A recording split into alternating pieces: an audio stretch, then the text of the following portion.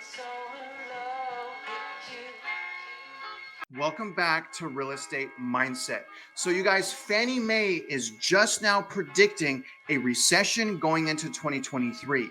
Now, as you guys know, obviously I've been talking about the yield curves.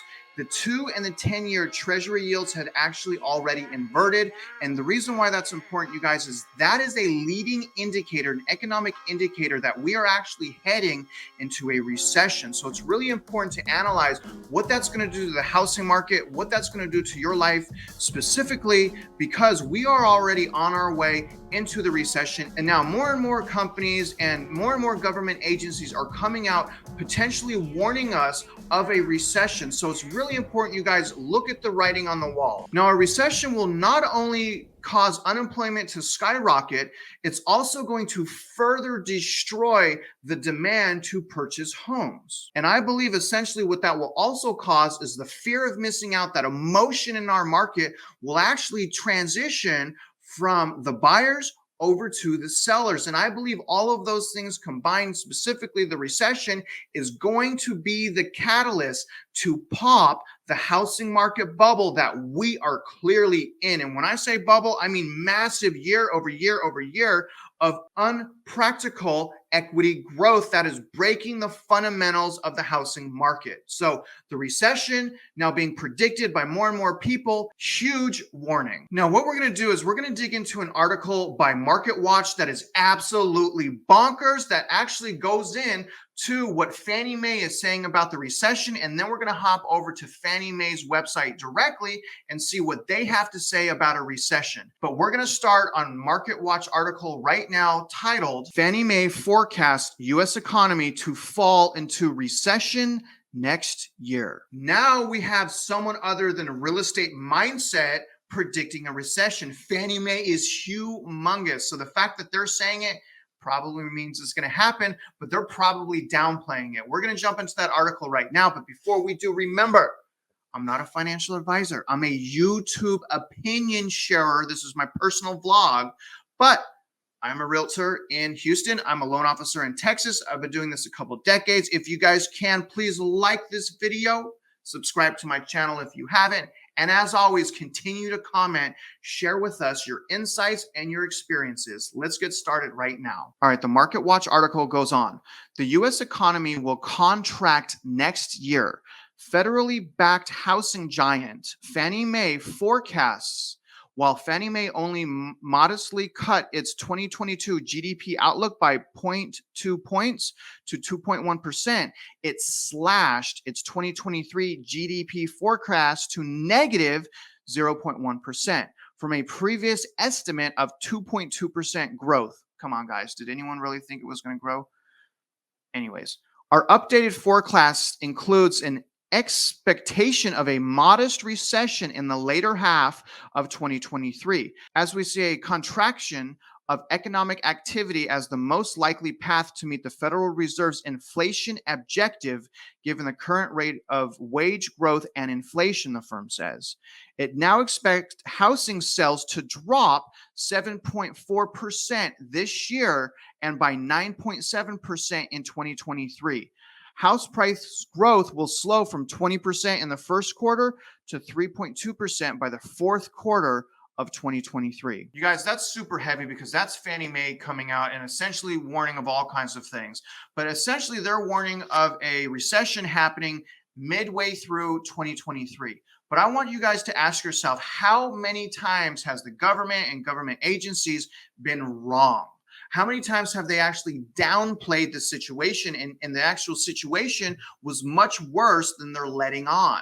I believe that's what we're seeing here. I believe they're painting a picture on the wall for us to read, but I think the recession, as I've been saying, is actually likely to happen in 2022. And the reason is our economy and housing market is a house of cards. It was propped up by COVID. It was propped up by COVID. You guys know that. Lockdowns, free money in the form of stimulus, and super duper historically low, cheap money. It was all inflated. It's going to come crashing down, you guys. I really, from the bottom of my heart, I believe that, but I put my money where my mouth is. I'm actually renting right now, and I hate renting. I own real estate, right? I own real estate. I'm making money off my real estate, but I've taken a step back because there is no way from what I've learned in the past that I am going to pay for a home that I don't love an astronomical amount. I'm not going to do that. There's no way I'm going to do that. I would consider slightly overpaying for a home that I loved, but I'm not going to drastically overpay for a home that is decent. I'm just not going to do that. Let's continue on with the article. So I hopped on Fannie Mae. So this article is from Fannie Mae titled Economic Growth Forecast Downgraded as Soft Landing Appears Increasingly Unlikely. You guys see what they're saying? This is Fannie Mae. Let's read this. Expectations of aggressive monetary policy tightening through 2023 by the Federal Reserve are likely to further soften economic output already being weighed down by decades-high inflation and the ongoing effects stemming from the Russian invasion of Ukraine. The ESL Group's latest forecast includes downgrades of 0.2 and 2.4 percentage points respectively to 2022 and 2023 real GDP growth, including an expectation of a period of modest contraction in the second half of 2023. The forecast notes that the projected downturn is not expected to resemble the severity or duration of the Great Recession due to multiple factors, including from a housing market perspective, stronger mortgage credit quality, and far less leveraged residential real estate and mortgage finance systems, and a better equipped mortgage servicer and public policy apparatus, as well as ongoing housing supply constraints relative to demographic demand for housing. So remember this, you guys, the Federal Reserve just started. Right? They just started turning off the money printing machine. They've just started, and already the housing market is going to unravel. Now, that article is pointing out that the Federal Reserve plans on raising rates and quantitative tightening into 2023, and we have just begun. So why wouldn't the housing market collapse? Obviously, it's already cooling down and almost nothing has been done except talking, right?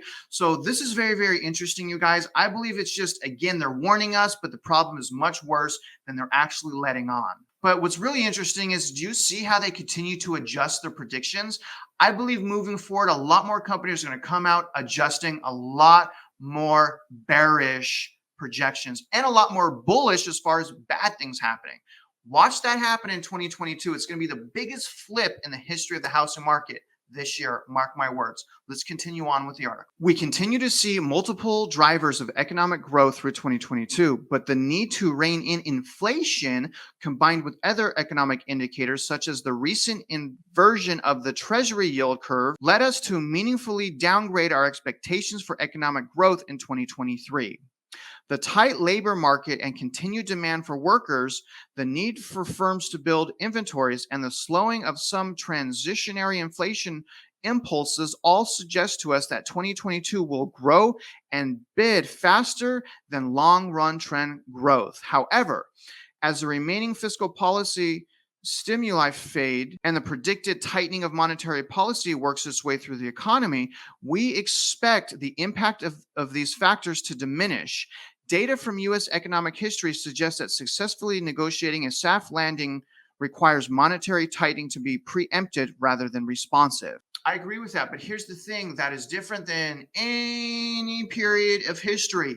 We did this, right? We did this. The government, the Federal Reserve, printed so much money and gave it away for free or gave it away for cheap. This is not a housing market. We're not in a housing market, in my opinion, that's going to have a soft landing. This is going to be a violent, crazy landing because we've never dealt with anything like this. Plus, also think of the Great Recession in 2008. We could combat that recession because we weren't in inflation. Guess what we're in today? Historical inflation. So what can the Federal Reserve do? What can the government do except let nature per se play out? This thing has to play out. The fact that they're even trying to stall it, or I think it's making it worse. I think by the stalling and things of that nature, it's essentially allowing people to continue to overbid for homes and not be realistic about the future, about how hard the future is going to be moving forward. You guys, something to think about. Let's finish out this article right now. We expect housing to slow over our forecast horizon as well.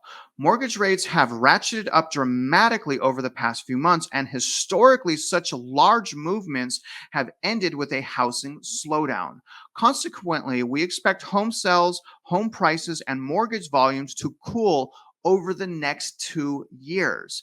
In particularly, we expect house price growth to decelerate to a pace more consistent with income growth and interest rates. Households with a 3% 30-year fixed rate mortgage are unlikely to give that up in favor of a mortgage closer to 5%. And we expect this so-called lock-in effect to weigh on home sales. Moreover, if mortgage rates remain relatively elevated, we expect the added affordability constraint to price out some would-be first-time home buyers and contribute to a slowing of demand. So that's going to conclude the article. But what I really want to ask you guys, and I want you to comment, okay? But first, let me ask you, do you think the super low interest rates helped us? Or do you think it actually hurt us, right? Because now house prices are surging. People are in trouble. We can't get inventory back. So did the interest rates being dropped to 2%, did that help us? Comment below. Comment below if you think that it was a good idea to drop interest rates so low. Because here's the thing, you guys, I kind of think with the stimulus alone, that was enough to get us through COVID. With the EIDL loans, the PPP loans alone, that was enough to get us through COVID. We didn't necessarily need historically low interest rates on top of things. Now, while it did help during the time, did it help in the long run? Comment right now, guys. Comment right now if you think interest rates did or did not help us being so low. Now, my opinion is that this potential recession could very well be worse than 2008 because the way we got here, the way that our housing market and our economy is essentially a house of cards and is essentially done from printing money. So I think that it can actually be worse. And I also, it is my opinion, I don't think the recession is going to start mid next year. I think the recession is going to start this year. I'm anticipating the end of Q3 this year. And I also believe that as a result of that recession and many other things, but the recession is essentially being the catalyst, I believe that's going to pop the housing market. And I believe all the data that we're starting to see and all these predictions that we're starting to see are overly conservative. I believe we're actually in a worse situation than they are actually implying. But here's the good news, you guys. We don't have to be victims of that violent transition. We don't have to be victims of a recession. If we prepare now, get another income source, right? Get another income source, save your money, re-budget, get out of consumer debt. If we're doing things to empower ourselves, then we will be able to successfully get through a housing market crash and successfully get through a recession. Mark my words, but we cannot put our heads in the sand. We need to prepare, and sometimes there's nothing really we can do that we already are not doing, which is why I always tell you guys, love your family, right? Stay patient. Be proud of yourself for doing what's hard. I want to buy a house. It's driving me crazy, wasting money on rent, but I'm staying patient. You guys, that's going to end this video. Thank you for watching. Now, as always, if you're out there looking for real estate, I wish you luck and I hope you win.